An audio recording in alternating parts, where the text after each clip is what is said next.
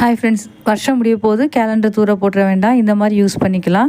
மொத்த கேலண்டரையுமே எடுத்துக்கிட்டு நம்மளோட முக்கியமான ஃபோட்டோஸ் எல்லாத்தையும் இந்த மாதிரி அரேஞ்ச் பண்ணி பார்த்துக்கிடுவோம் எந்த மாதிரி வைக்கணும்னு. அப்புறம் நம்ம சேலையிலேருந்து கட் பண்ணி வச்ச ப்ளவுஸ் துணி, நம்ம தனியாக ப்ளவுஸ் துணி எடுத்து வச்சுட்டு சேரீலேருந்து கட் பண்ண துணி சும்மா இருக்கும் இல்லையா, அதில் எது மேட்ச் ஆகுது அப்படிங்கிற மாதிரி நல்லா டார்க்காக இருக்கிற துணியை எடுத்துகிட்டு நம்ம அந்த கேலண்டர் மேலே வச்சு தச்சு விட்டுலாம். 4 ஓரமும் எவ்வளோ அளவு வருது அப்படிங்கிறத பார்த்துட்டு அதுக்கு வேண்டிய அளவு கட் பண்ணிவிட்டு அந்த ஓரங்கள் ஃபுல்லாக மடித்து அப்படியே வச்சு தச்சு விட்டுலாம். வேறு எதுவுமே பண்ண வேண்டியதில்லை. 4 பக்கமும் தைச்சிட்டாலே போதும். மிஷினில் வச்சு தைச்சிக்கலாம், ஒன்றும் பண்ணாது. கேலண்டரோட ஒரு பேப்பர் அப்படிலாம் தனியாக எடுக்க வேண்டாம், மொத்த கேலண்டர் வச்சு அப்படி தைச்சிக்கலாம். அப்படிங்கும்போது திக்காக இருக்கிறதுனால காற்றுல தூக்காது.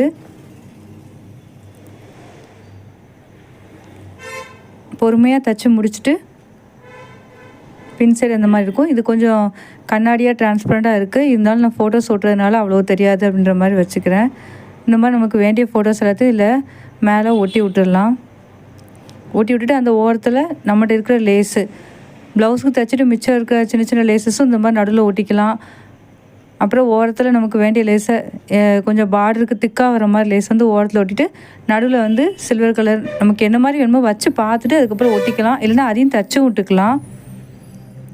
இது வந்து ஒரு கேலண்டரோட ஒரு பாதி நீளமான பாதியை மட்டும் கட் பண்ணிவிட்டு அதில் வரிசையாக பெரிய பெரிய ஃபோட்டோவாக மட்டும் அப்படி அடிக்கிட்டு பெரிய லேஸ் இருந்தது அதை 3 பக்கமும் தச்சு விட்டுட்டேன். அது கொஞ்சம் தோரணம் மாதிரி ஓரம் ஃபுல்லாக வீவியாக வந்ததுனால பார்க்க நல்லாயிருக்குன்னு சொல்லிட்டு இந்த பெரிய லேஸை இதில் வச்சுருக்கேன். இதே மாதிரி அடிக்கிட்டு அந்த லேஸில் உள்ள மிச்சத்தை கீழே மட்டுமே கூட வச்சுக்கலாம். ஓரத்தில் நம்ம க்ரியேட்டிவ் தான் எல்லாமே. இப்போ நான் எதுக்காக இந்த பாசி அப்படி நடுவில் வச்சு பார்க்குறேன்னா, இந்த பாசி இது பெரிய பாசி வேறு ஏதாவது ஸ்டோன்ஸ் இந்த மாதிரி வச்சு கூட தைச்சிக்கலாம். இதை வச்சு கை ஊசிச்சு தைக்கும்போது அந்த நடுவில் உள்ள இடம் தூக்கிக்கிட்டு இருக்காமல் கொஞ்சம் நல்லா அமுங்கினாப்பில் இருக்கும். அதுக்காக தான் ரன்னிங் ஸ்டோனை வந்து நம்ம சின்ன சின்ன பீஸாக கட் பண்ணி நடுவில் இந்த மாதிரி வச்சுக்கலாம். இது எல்லாமே நம்ம க்ரியேட்டிவ் தான். நம்மகிட்ட டெய்லரிங் இது டூல்ஸ் எல்லாம் ஏதாவது மிச்சம் கிடக்கும் இல்லையா, லேஸு ஸ்டோனு இந்த மாதிரி ஏதாவது எக்ஸ்ட்ராஸ் இருந்துச்சுன்னா இதை வச்சு இப்படி தைச்சிக்கலாம். இல்லைன்னா சுடிதாருக்கு வர ஃபேன்சி பட்டன் இந்த மாதிரி நம்மகிட்ட எது இருக்கோ அதை யூஸ் பண்ணிக்கலாம்.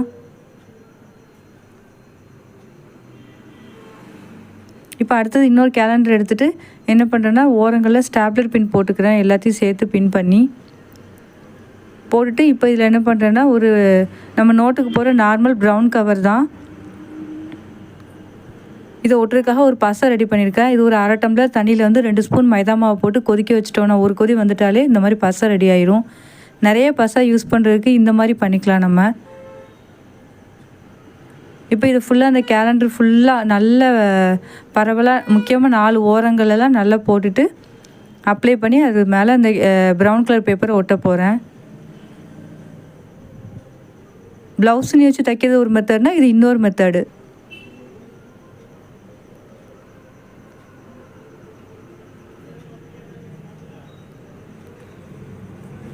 நல்லா நிறைய பசை போடும்போது தான் பிரிஞ்சு வராமல் இருக்கும்.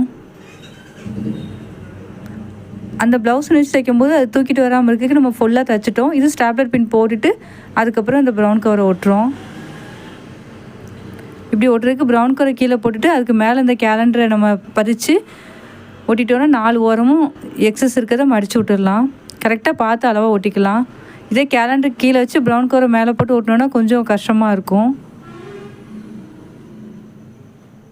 இந்த மாதிரி ஒட்டிட்டு 4 ஓரங்களும் நல்லா பசை போட்டு ஒட்டிடலாம். ஒட்டிட்டு நம்ம அந்த ஹோல் வர இடத்துல அந்த ஊசி வச்சு ஒரு ஓட்டை போட்டு வச்சுக்கலாம். 4 பக்கமும் ஒட்டினதுக்கப்புறமும் சின்ன ஸ்டாப்லர் பின் போட்டோன்னா கொஞ்சம் ஸ்ட்ராங்காக நின்றுக்கும். வேணும்னா போட்டுக்கலாம். நல்லா திக்காக ஒட்டிடுச்சுன்னா அப்படியே விட்டுடலாம். இல்லை இது செலோ டேப் கூட போட்டு ஒட்டிக்கலாம்.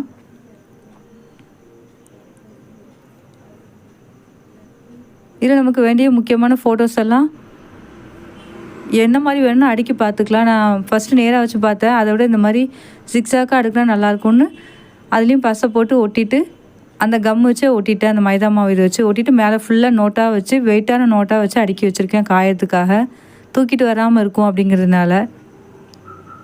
இந்த மாதிரி காஞ்சதுக்கப்புறம் இந்த மாதிரி தான் இருக்கும். அந்த டார்க் ப்ரௌன் கலர் மேலே ஒட்டிருக்கனால பளிச்சுன்னு இருக்குது. இது இந்த 10 ரூபா 15 ரூபாயில் கிடைக்கக்கூடிய இந்த ஸ்டிக்கர்ஸ், பட்டர்ஃப்ளை, இது வந்து பென்டென் கார்ட்டூனில் வருது. இந்த மாதிரி அதாவது பசங்களுக்கு பிடிச்ச மாதிரியான இது இல்லை பார்பி கேர்ள் கேர்ள்ஸோட ஃபோட்டோ வந்தால் பாபி கேர்ள் அந்த மாதிரி எல்லாம் டோரா புச்சி இந்த மாதிரி கிடைக்கிறது நம்ம நடுநடுவில் இந்த கேப் இருக்கிற இடங்களில் ஒட்டி விட்டோன்னா பார்க்கறதுக்கு ரொம்ப அழகாக இருக்கும்.